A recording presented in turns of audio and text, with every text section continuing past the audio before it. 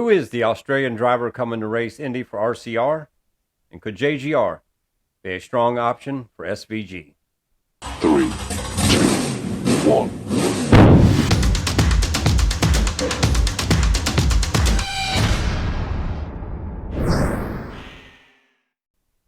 What's up, everyone? Todd Brown, That Racing Show. Thanks for dropping by for this pit stop segment. You heard the news last night. SVG coming back to the States for round number 2 against NASCAR's greatest drivers. This time happening at Indianapolis Motor Speedway on the road course. Now we're going to talk more about SVG and some possible speculation here in just a moment. But first I want to start out by talking about the other Australian driver who's going to be coming with him to compete in the NASCAR series at Indy, and that is Brody Casteki. Now, if you're not familiar with Brody, he is very familiar with racing in the United States and also winning in the United States and NASCAR racing. In fact, his family moved here when he was a teenager, and he became the first non-American driver to win at Rockingham Speedway. Now, this happened back in 2013 at the age of 15. He won the UARA late model race there, competing against NASCAR notable names of today. Names such as Ben Rhodes, Ty Dillon, Bubba Wallace, back when Bubba was known as Darrell Wallace Jr. Now, in 2014, he also ran the NASCAR K&N Series, ran over a dozen races, had 2 poles, one coming at Watkins Glen and one coming at Iowa. So it's obvious he has oval experience, completely obvious that he has road course experience. It's going to be interesting to see how he is able to apply all this to the NASCAR Cup Series. Now, outside of that, he's also been known to get in a USAC car and is not afraid to sit down in the seat of a sprint car.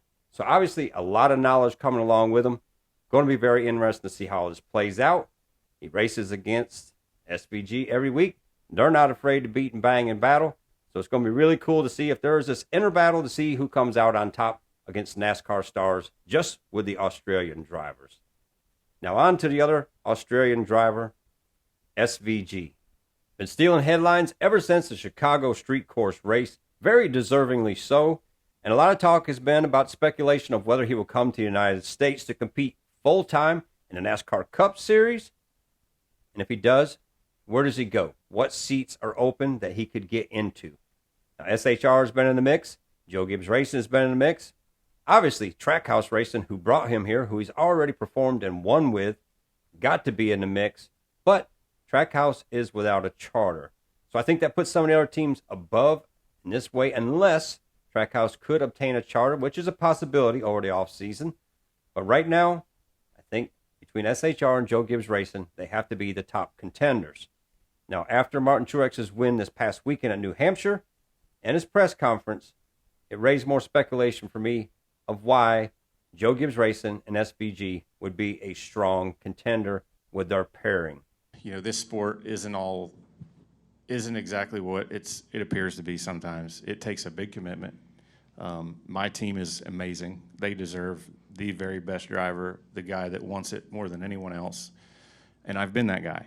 And I want to make sure that if I come back, I'm willing to do that.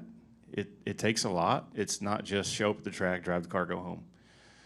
Takes a lot. Takes a lot of commitment. It's a lot of travel. You know, a lot of time missing things with family and friends and all those things that I've done for, 25 years.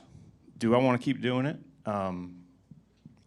And am I willing to, sacrifice all those things again for my team? So that's just what I'm thinking about. I don't know that running good and winning makes a difference. Be pretty awesome to win the championship and walk off into the sunset. It wasn't that long ago I was saying that James Small could possibly be replaced on top of the pit box because they weren't able to get the wins. They were competing really well, but weren't able to finish out the races. But James Small has very much proved himself over the last couple months, getting 3 wins and proven that he can be a championship crew chief and deserves his spot on top of that pit box. Now, James Small is also from Australia. James Small and SVG both come from the same history. They've never been on the same teams, but they have competed against each other and know each other's upbringing in racing. That, to me, right there signals a strong possibility of putting SVG in that car and being really competitive right from the beginning. Now, why is this really interesting for Joe Gibbs outside of being a championship contender really early, Joe Gibbs Racing also has to retain sponsorship. We've seen what happened with Kyle Busch, with M&M's leaving, everything that happened with Ty Gibbs moving up to the 18 car over to the 54 this year.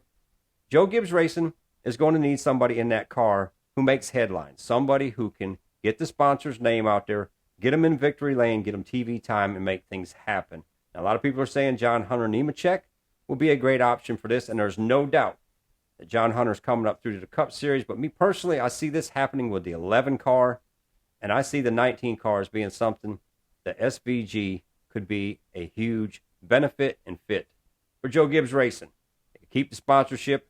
They could get him out there. They could get a win. With the road course races that there is in the Cup Series right now, almost guaranteed he's going to get a win. He'll have a whole year to learn the oval racing, short track racing, and be a very strong competitor for the championship, I think, in the very first year.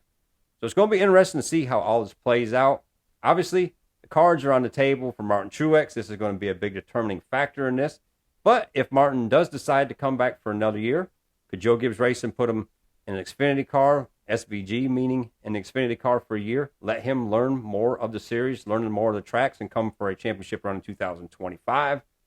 A lot of different options here that I could see being really, really viable and putting him into championship contention really early. Now, Martin Truex's dad has said this week on Tuesday he doesn't see Martin retiring. I myself was on a commercial with Martin back in December, and the first question I asked him, I said, what about 2024? What are you going to do? And he said, as long as I'm winning, as long as I'm competitive, I want to race. But me personally, I'm seeing a different side of him right now. He's saying maybe I will just ride off into the sunset, have a winning year, possible championship, and what better way to end a career than as a champion? That would go down in history forever. So a lot of interesting stories right here. And as always, I want your input. Where do you want to see SVG go? Do you think this is a viable option for him? Do you think he needs to be in a different manufacturer? Do you think he needs to stay with Chevrolet? What are your opinions on this? Because I always love to talk about it and get your insights. So throw them comments down below. If you haven't subscribed to the channel yet, please do so, because we'd love to talk racing like this, talk about something a little different, and make you part of the mix. So as anyways, I hope everybody's having a great week out there. And as always, we'll see you at the checkered flag.